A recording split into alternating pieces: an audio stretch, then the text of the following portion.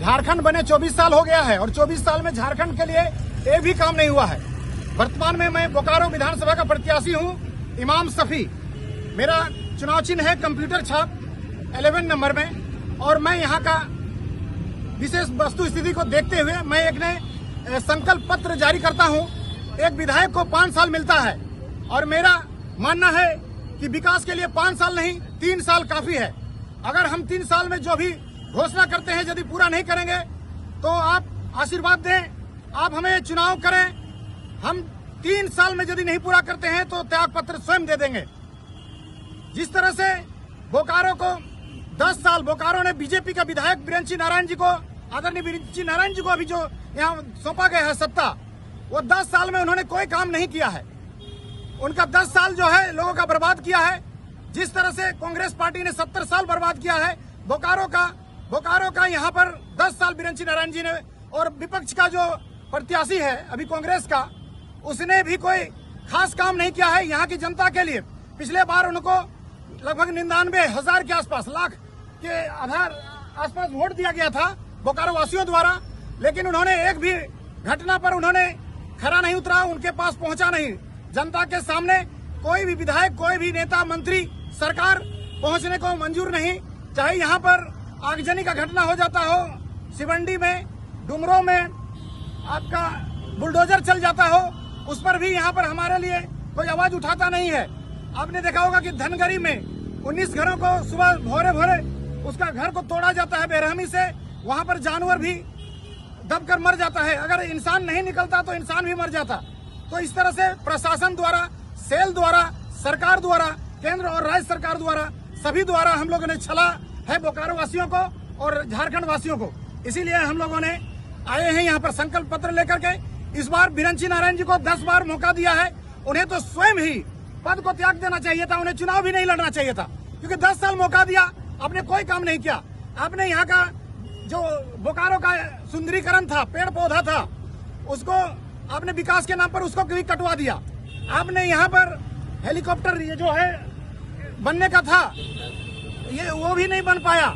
यहाँ पर स्टेडियम बनने वाला था, वो स्टेडियम नहीं बन पाया। बोकारो का सुंदरीकरण 10 साल में बिगड़ गया। यहाँ के लोग शोषित हैं।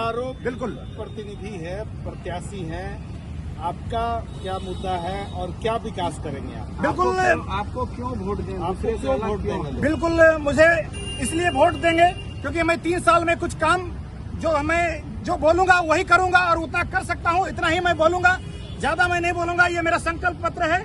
ये हमारा सबसे बड़ा है शिक्षा, स्वास्थ्य और रोजगार, इसमें ज्यादा हमारा फोकस रहेगा। इसमें 3 साल के अंदर आपको देखिएगा हमारा संकल्प में बोकारो के लिए 11 पॉइंट हमने निर्धारित किया है।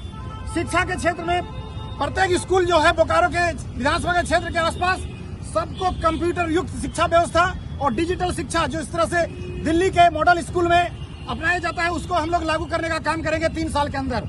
स्वास्थ्य के क्षेत्र में बेहतर स्वास्थ्य हेतु दिल्ली के मॉडल पर हम लोग मोहल्ला क्लिनिक और नर्सों का बहाली करेंगे केरल के तर्ज पर। और तीसरा रोजगार के लिए इस तरह से 11 बिल्कुल रोजगार के लिए भी काम करेंगे। बोकारो वासियों से क्या मांगते हैं आप? बोकारो वासियों से आशीर्वाद मांगते हैं। 5,73,742 जो मतदाता हैं, मैं कहना चाहूंगा कि एक मुश्त सब 5 लाख के 5 लाख सभी एक बार विश्वास करके देखिए। हमें 5 लाख वोट चाहिए। हमें ऐसे जीतने के लिए 1 लाख वोट काफी है, लेकिन 5 लाख मैं सबसे अनुरोध करता हूं कि एक बार विश्वास कीजिए। आप कहते हैं कि ये प्रत्याशी निर्दलीय है, कमजोर है, पैसा नहीं है, लेकिन आप मुझे चुनाव लड़ाइए। मैं एक ऑप्शन देता हूं, आपके लिए एक अवसर देता हूं। मैं एक विकल्प के रूप में इमाम सफी कंप्यूटर छाप, मैं चाहता हूं कि आप मुझे आशीर्वाद दें और 5 लाख वोट करें और मैं 3 साल के अंदर जो 11 मुद्दा मेरा है, अगर नहीं मैं करता हूं तो मुझे सजा भी दे सकते हैं और नहीं तो हमने पद से इस्तीफा दे देंगे। 14 प्रत्याशी मैदान में हैं। जी सर। आप ही पर क्यों भरोसा करेंगे 5 लाख जो वोटर है? क्योंकि मैं नेता नहीं हूं। क्योंकि आपने देखा होगा कि बीजेपी हो, कांग्रेस हो, जेएमएम हो, आजसू हो, सबने बारी बारी से लूटा है झारखंड को। बताइए, झारखंड का 40% खनिज संसाधन या भारत का सबसे अमीर राज्य झारखंड है, लेकिन सबसे ज्यादा गरीबी, बेरोजगारी, पलायन, कुपोषण, भ्रष्टाचार नंबर 1 में पाया जाता है। तो ये स्थिति पहुंचाने वाला यही नेता लोग है और इन नेताओं को सबक सिखाने के लिए मैं यहाँ आया हूँ। मैं आम आंदोलनकारी हूँ, मैं झूठ नहीं बोल सकता। मैं बिरसा की धरती से कसम खाता हूँ, बिरसा चौक पर बोकारो से, कि मैं यदि अपना वचन पूरा नहीं करूंगा तो आपके सामने मैं 3 साल के बाद मुंह नहीं दिखाने आऊंगा। जी शुक्रिया।